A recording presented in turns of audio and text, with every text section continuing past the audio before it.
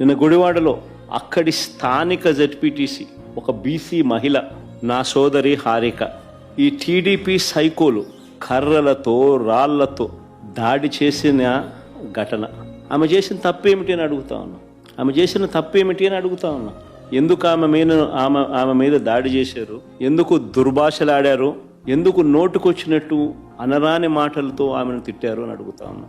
సాయంత్రం 5 గంటలకు మొదలైంది ఈమె మీద దాడి. దారిలో పోతా ఉంటే కారును అడ్డగించినారు.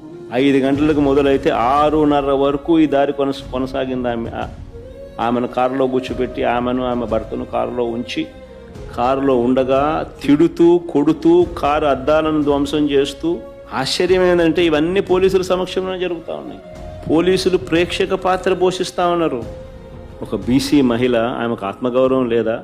చేతిలో అధికారులు ఉన్నారు కదా అని చెప్పి, అధికారం ఉంది కదా అని చెప్పి చంద్రబాబు నాయుడు గారు ఏం చేస్తూ ఉన్నారు?